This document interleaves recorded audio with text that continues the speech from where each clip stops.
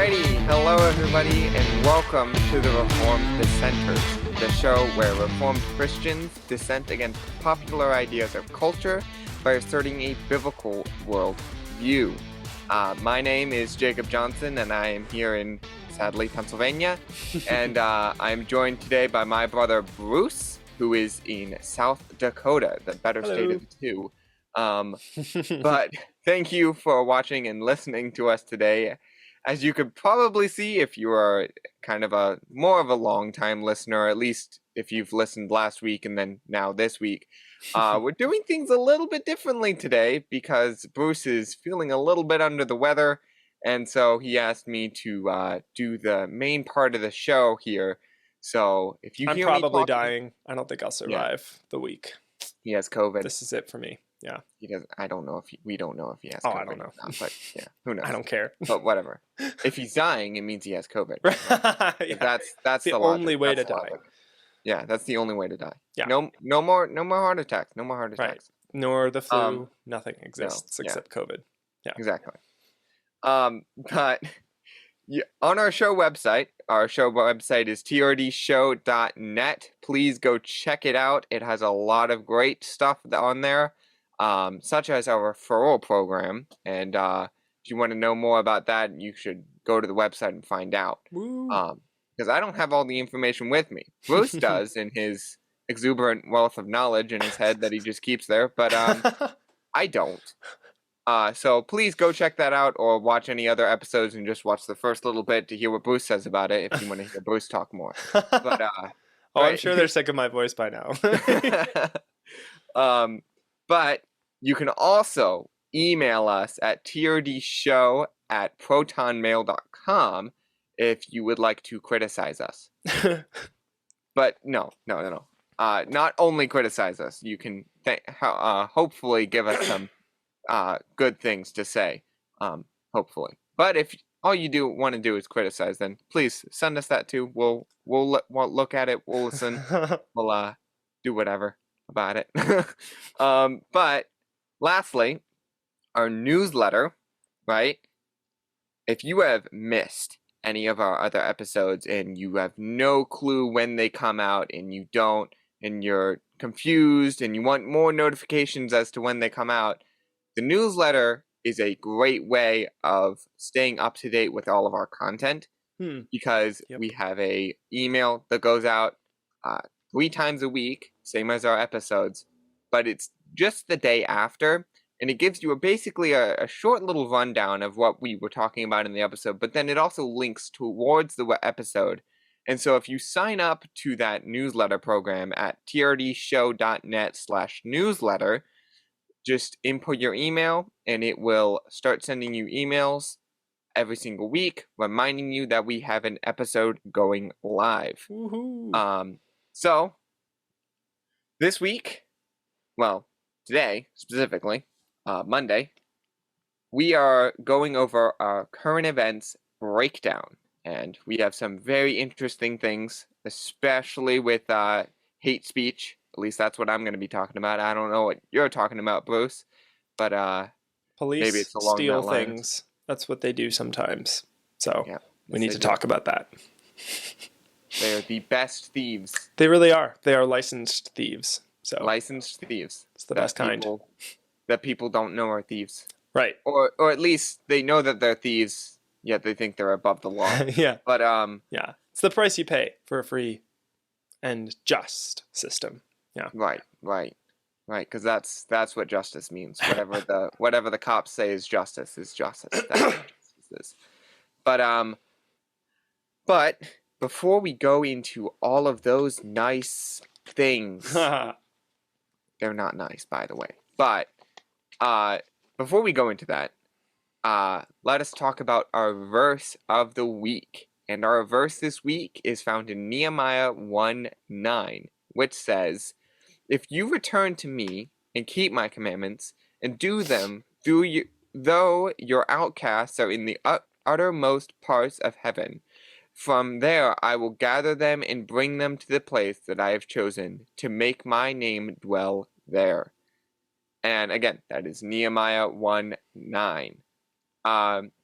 this is a very interesting verse, because the beginning, I think, is probably the most important part here, and everything else below it just hangs on this first beginning, right? And that, again, is, if you return to me and keep my commandments, right, and do them, right? So it's everything else below that is hanging on this command here, that we keep his commandments, right? Yeah. If you return to him, right? And that, some people could take that as, if we confess our sins, right? If we turn away from a worldly living, right? And then we come to keeping his commandments, then we want to follow his law, right? That we are after, right? After we're saved, right? We then go to follow his law, right? It seems like throughout listening in churches and sitting and listening to the pastor and stuff, you hear all about this, that we're saved, right? That we used to have sin and now we're saved. Right, but they don't talk as much about what we do after we're saved, right? Every single Sunday we hear, okay, we're saved, we're saved, we're saved. But we don't hear as much anymore about what needs to come after. Yeah. And we can say the 10 Commandments, right? We need to follow the 10 Commandments. Yes, but that is, yes, a heading for God's commandments, right? And what he has set out. But we don't know the full extent of his law. And I mean, as we're going to talk on Wednesday, on our literature episode, the 10 Commandments is a summary. So without understanding, actually reading the chapters of each law and understanding it, it's just a summary. You're just going to get a glossary overview of the commands of God. Yeah, exactly. It's like, as our dad always explained it, it's like a table of contents for a book. Right? You've got the table of contents, right, which is, giving you a brief chapter heading for each of the chapters, but it's not the actual chapter itself, right? It's not what comes in that chapter. We need to know what each chapter says. And the sad thing is that pastors are not focusing on that. All right, so that is the end of what my breakdown of that verse. Do you have anything else to add there, Bruce? No, I think that was a really good breakdown of it. It feels weird on a Monday for you to be breaking down the verse. But I thought, I think the most important thing to remember is that this is a covenant we enter into with God, and it's contingent on us keeping his commands, right? Like that, if we want our nation to be blessed, we should be covenanting with God. And I mean, Raymond Simmons talks about that a lot in his book, Confessional County, which we talked about months ago on the show. So that's really good to look into if you are more curious. Either get that book or go back to those episodes. Yeah. I don't know the exact episodes. Segue, if you come to the event in October, October 5th through the 8th. Oh, 6th through the 8th. Correct. Right. See, again, the wellspring of knowledge right there. But we actually have, right, a pamphlet that should be at our table, giving you all the breakdowns of all the episodes.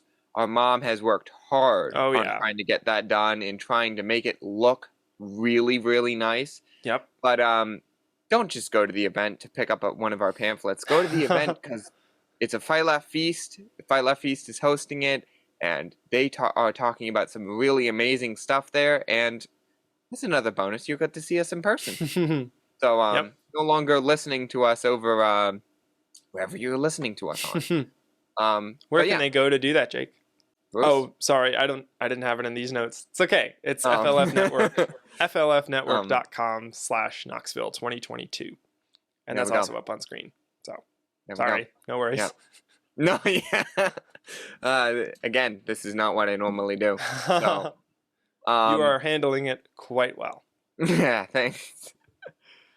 But yeah, as promised, let us move into the current events breakdown. It's been taking a while for us to get here, but we're finally here. Let's talk about what happened.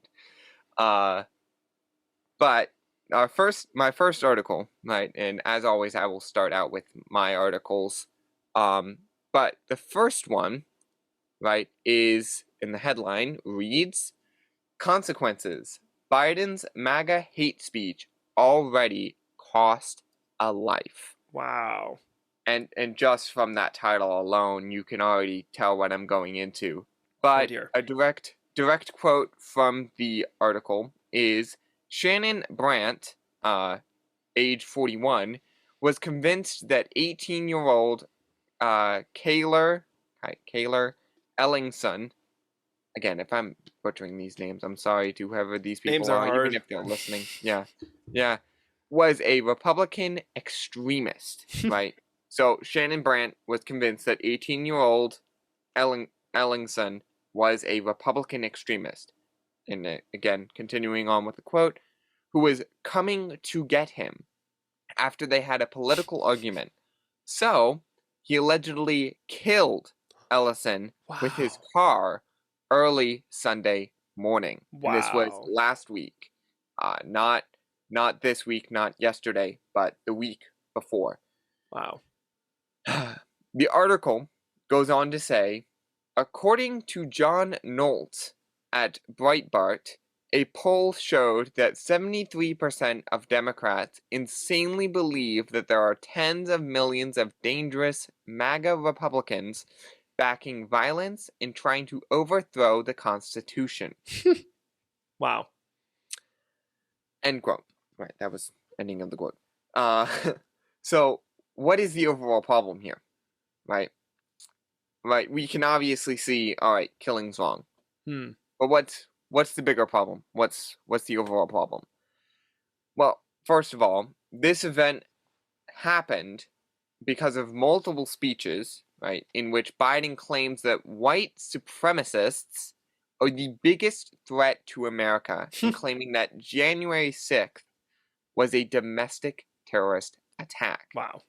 Which they claim was caused by white supremacists and MAGA hate group, whatever, Republicans. All the labels.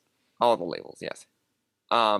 It's hilarious too that they say the Constitution is what, like, right-wing extremists want to overthrow. Goodness, I can't speak today. Which is why Jacob is doing this.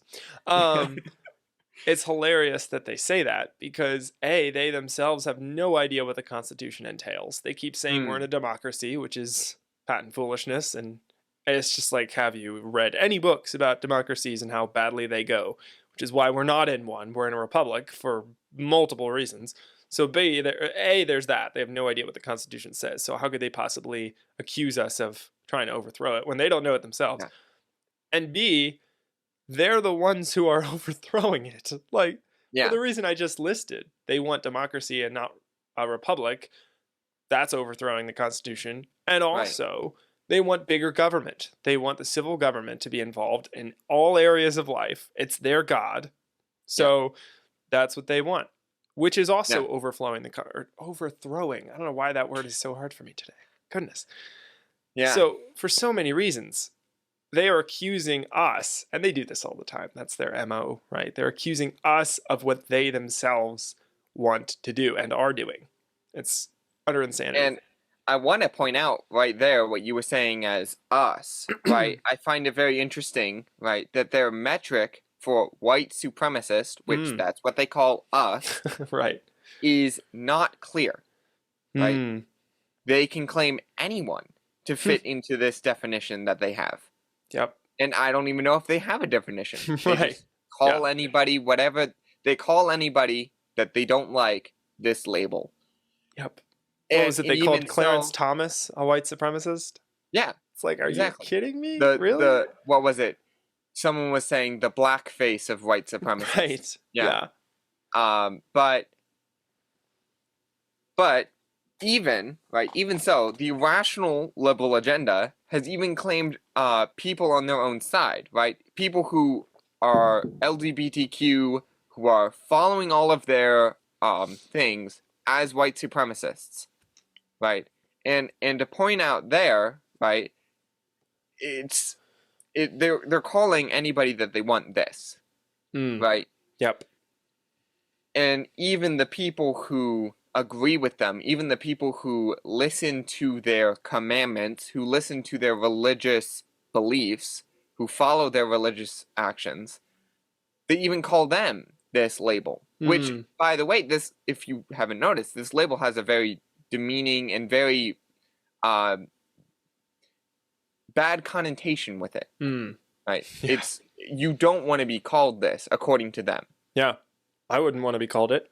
Definitely. No, yeah, because that's not what we are. They Right. just want to throw this around so people look at us differently. Yep. So you have to ask, right, because this has no definition, at what point would they draw the line, right? When would it be they wouldn't come after you specifically? Yeah. Right? They want to call anybody this, right? Yep. And even if you agree with them, even if you think you're safe from it, you're not. And to clarify, I'm not just talking about crazy liberals here, right? I'm not just talking about random regular people. Well, they're not regular, they're crazy.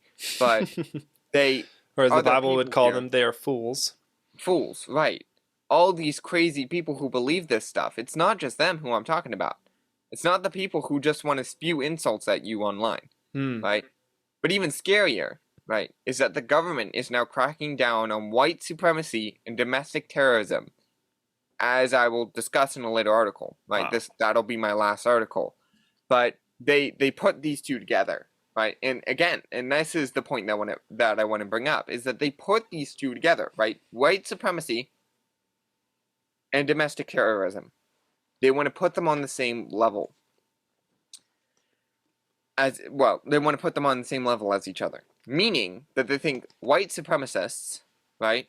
Which, keep in mind, that's how they could define you, should be treated the same as the people who blow up buildings. As an example, 9/11. They think you should be treated the same as the people who destroyed the Twin Towers. Which, if I may, is a fascinating principle because, I mean, what's the first thing you learn in a worldview class that's doing it properly? First thing you learn is that ideas have consequences. So in many ways, they are rightly identifying that ideas lead to action, but they are taking and twisting that because they don't use the Bible as their ultimate standard, so that now they can say that these ideas, which, by the way, as you just so aptly described, don't actually have a definition. So any idea that we disagree with in the moment leads to terrorism. Yeah. So in some ways, they're right that ideas have consequences. But because they're not using the Bible as their ultimate standard, they don't know what ideas lead to what consequences. Exactly. Yeah.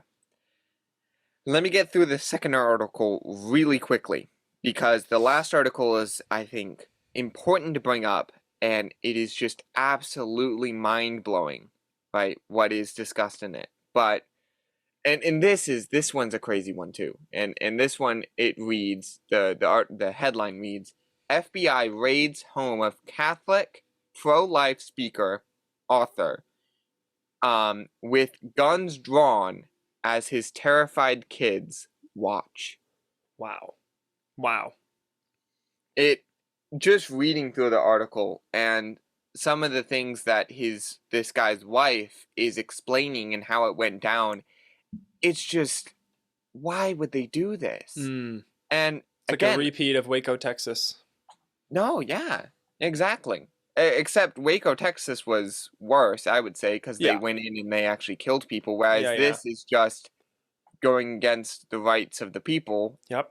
And just bombarding and going into his house. Yep. And the FBI did have a warrant, right? I think something in the article was claiming to have said that it was a kind of incomplete warrant. Haha, I'll be talking about that when I get to my article.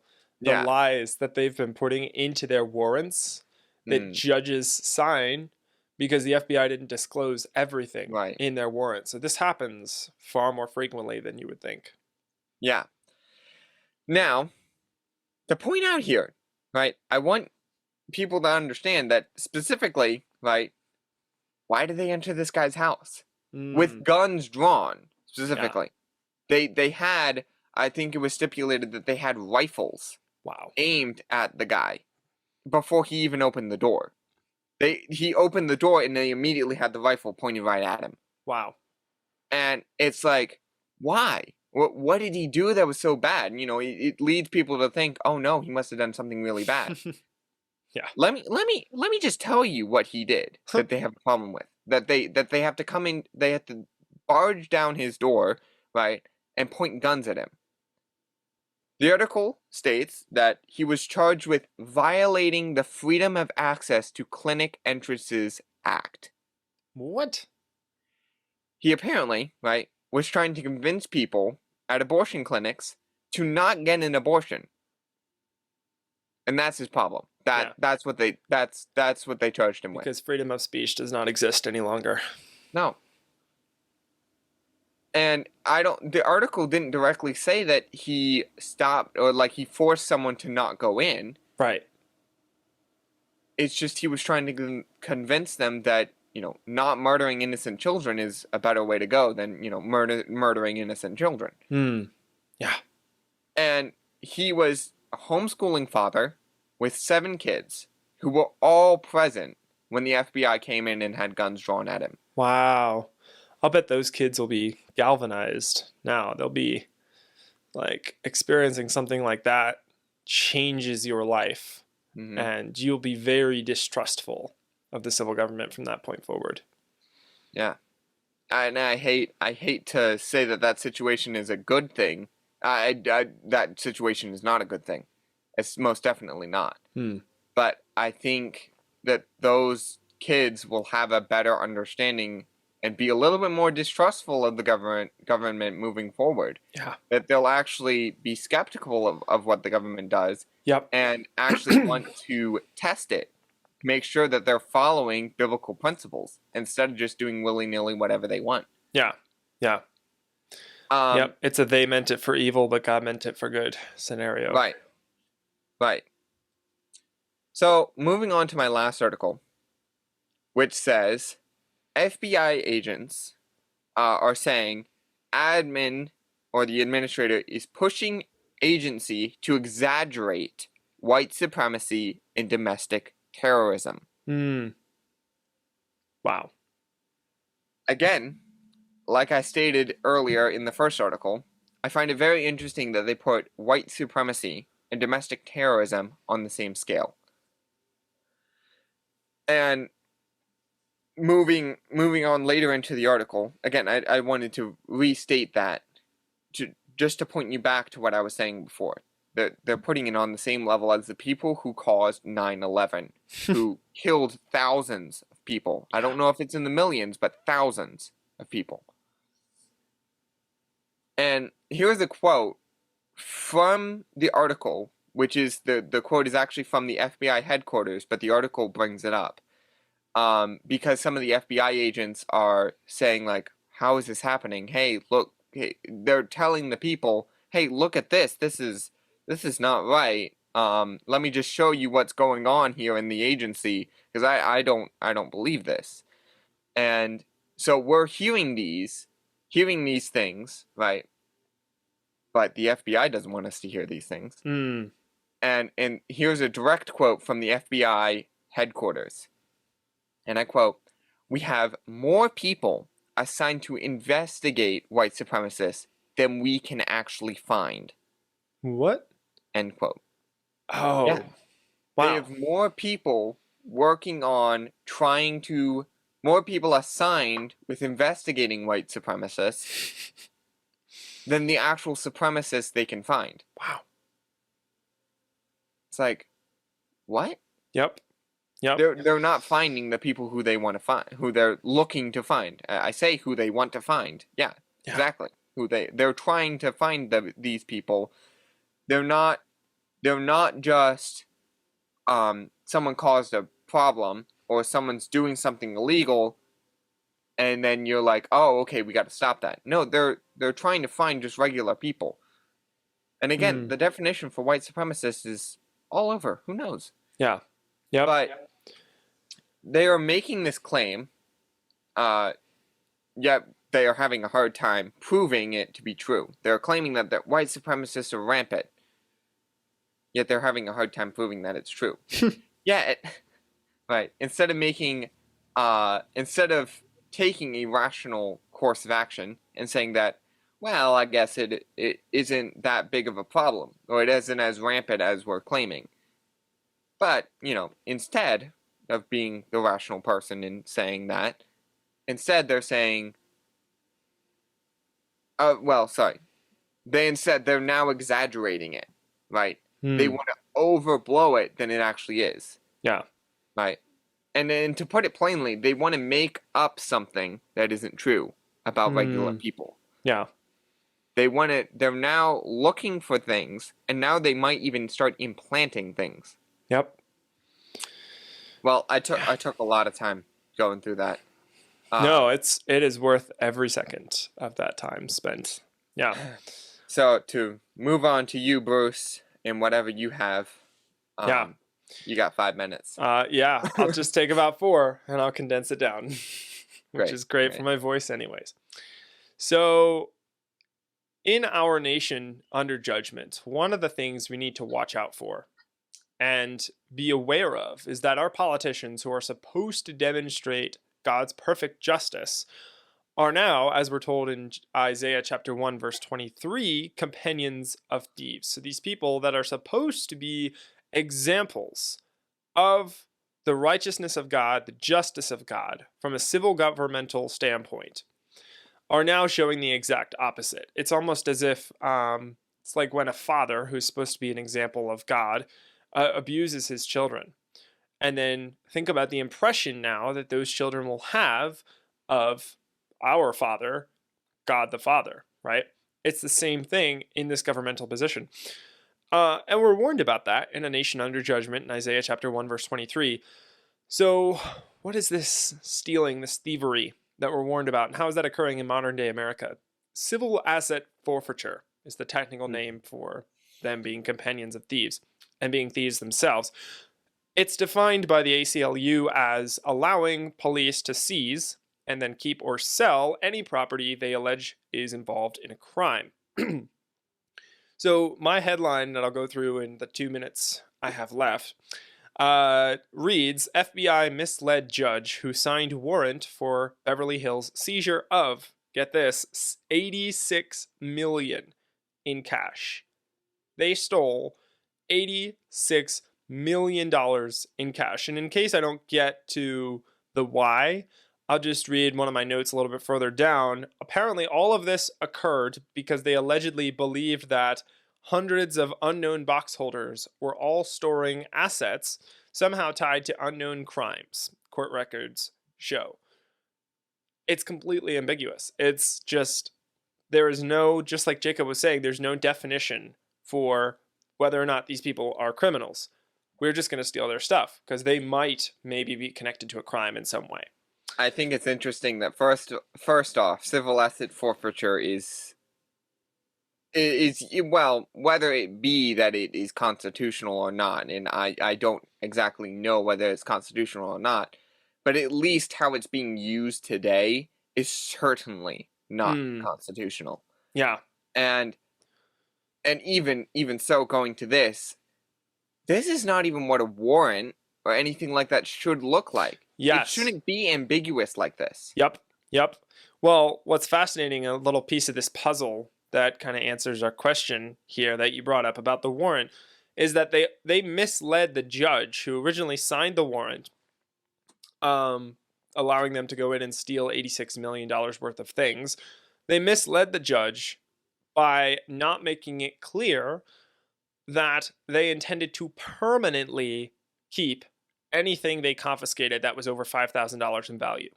They kept that out of the warrant, which, first of all, how could you possibly put that in the warrant? And they knew if we put that in the warrant, of course he's not going to sign it. But this is their mentality. They're literally keeping anything, permanently keeping and stealing anything that's over $5,000. These are safety deposit boxes. Yep. Right. From all sorts of people. This is where people keep their most important belongings. Yep. Such as money.